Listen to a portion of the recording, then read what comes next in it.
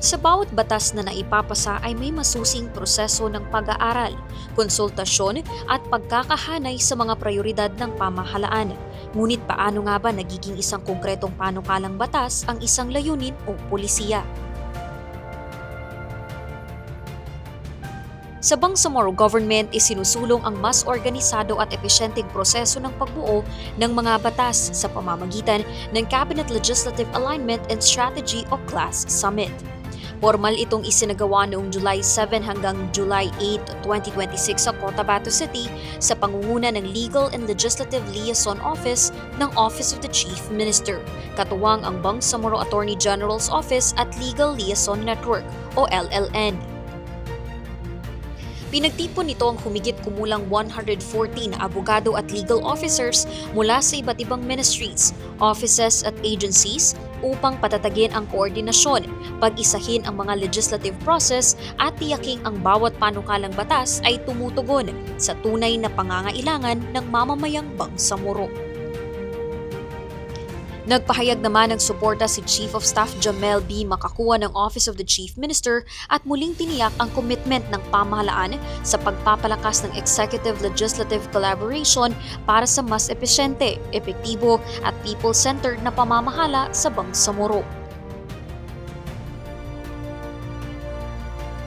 The success of our autonomy depends not only on the laws we enact, but on our ability to transform them into meaningful results for the Bangsamoro people. This requires strong collaboration between the executive and the parliament, guided by a shared vision, mutual accountability, and a commitment to responsive governance.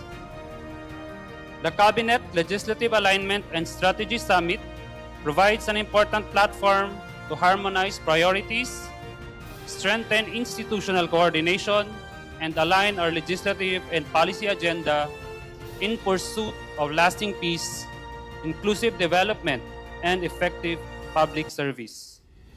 As we continue advancing the mas matatag na Bangsamoro agenda, may this summit renew our commitment to govern with integrity, professionalism, and unity of purpose. I encourage all participants to engage with openness and a spirit of partnership so that every dialogue leads to meaningful action and every decision contributes to improving the lives of our people. Sa kanyang mensahe, binigyang diin naman ni Bangsamoro Attorney General Bantuwas Lucman ang kahalagahan ng executive at legislative alignment upang matiyak na ang bawat panukalang batas ay naaayon sa mga prioridad at pangangailangan ng Bangsamoro government. The best policies fail when they are not translated into enforceable legal instruments. And the best drafts fail when they are not anchored in a common executive purpose and a coherent legislative pathway. That is why the theme of this keynote, the imperative of executive and legislative alignment, is not a slogan. It is a practical necessity of governing and a legal necessity of building institutions that endure. Executive-legislative alignment means the program we announce must have lawful vehicle. The public commitments we make must be supported by a clear mandate. And the laws we pass must be implementable, fundable, and defensible. Alignment is what keeps government from becoming a set of disconnected initiatives, each moving its own direction, competing for time, attention, and resources. In a rules-based system, law is not an afterthought. Law is the design. It defines authority, sets limits, assigns responsibility, and creates accountability. Sa panayam kay Attorney Abdel Aziz Ali, Chief ng Legal and Legislative Liaison Office, kanyang ipinaliwanag na ang pangunahing layunin ng CLAS at ang inaasahang benepisyo nito sa mamamayan ng Bangsamoro. Itong CLAS Summit natin, ito yung first activity nung isa sa mga flagship projects ng LLLO, which is the Bangsamoro Legal and Executive Alignment Protocols. Ang activity na to, ang layunin nito ay tingnan natin yung mga historical data ng legislation natin, ano yung projected data ng legislation natin, saka idadiagnose natin yung processes para maging batas ang isang polisiya ng OCM. So yung objective nito ay makakome up tayo ng streamlined at coherent procedure for the legal and legislative network ng OCM. Ang direct beneficiary ng summit na to ay actually the Bangsamoro people. Kasi through this class summit, mapapabilis natin yung legislation process.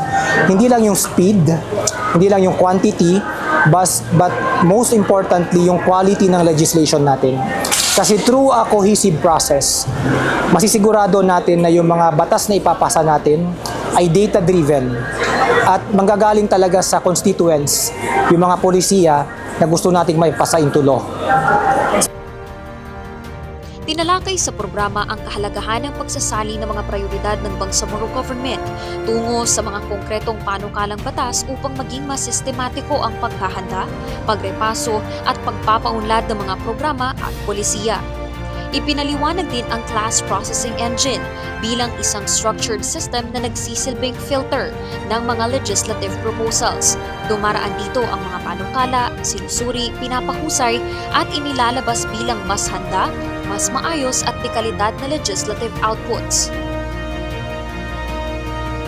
Inilahad din ang mga inaasahang resulta ng summit, kabilang ang pagkakaroon ng mas malinaw na legislative agenda at mas maayos na proseso sa paghahanda at pagsusulong ng mga panukalang batas. First of all, yung mga tangible outputs nung activity, we have what we call the green papers. There are three green papers. Yung first green paper natin, ito yung report and recommendation natin to the Cabinet Legislative Committee para maging basihan nila sa pagka-come up ng Cabinet Legislative Agenda. We want that when the CLC convenes, they have the data to study para malaman nila kung ano yung magandang priorities for the OCM. That's one. Number two, we have the readiness matrix, legislative readiness matrix. These are consolidated data again para may timeline tayo, may at least projected timeline tayo kung gaano katagal ang pagdadaanan ng isang bill bago siya maging batas, from drafting to review to filing until it becomes a law after passing through the parliament. Ayun. And thirdly, gusto natin magkaroon ng isang procedure, madadraft natin yung procedure para ano yung mga steps from conceptualizing a law, from a concept note, and then drafting it into a bill until it becomes a law. So, isang codified procedure for the whole legal liaison network, legal and legislative network, na magagamit nila para maging cohesive at streamline yung proseso natin. Sa loob ng 2 araw na summit, tinalakay ng mga kalahok ang mga karaniwang dahilan ng pagkaantala ng mga panukalang batas at ang mga estratehiya upang maiwasan ang mga ito sa pamamagitan ng mas maagang koordinasyon at masusing pagsusuri. Nakibahagi rin ng mga kalahok sa iba't ibang talakayan, palitan ng kaalaman at mga kolaboratibong aktibidad na naglalayong palakasin ang kapasidad sa pamumuno, isulong ang inobasyon at higit pang patatagin ang integridad, pananagutan at kahusayan sa serbisyo publiko. Naging pagkakataon din ang pagtitipon upang mapalawak ang ugnayan at kooperasyon ng mga legal practitioners sa iba't ibang tanggapan ng Bangsamoro sa pagsusulong ng mas maayos at epektibong pamamahala. Ito ay isa lamang sa mga unang hakbang sa pagpapatupad ng Bangsamoro Legislative and Executive Agenda and Protocols o BILI. Sa pagtatapos ng summit, muling binigyang diin ng LLO na magsisilbi itong mahalagang hakbang sa pagsusulong ng mas maayos, magkakaugnay at responsableng pamamahala sa Bangsamoro. Yeah, I would like to assure the Bangsamoro people that the OCM, the Bangsamoro government, is continuing in its pursuit for good governance. So, continuous yung progress natin, steady yung progress natin para mag-institutionalize na mga sistema na magpapaganda sa pagpapatakbo ng gobyerno. And this is to make sure that services will reach the people effectively, efficiently, and in a timely manner. So ganun po ang OCM, ganun po yung Bangsamoro government ngayon. We're doing everything we can to make sure that we institutionalize systems para maganda yung pagpatakbo ng gobyerno.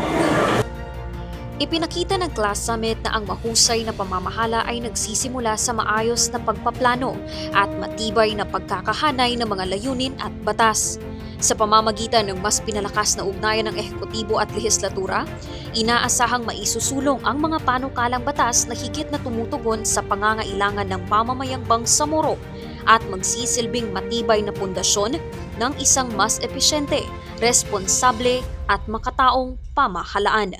Yana Sanday, PIO News.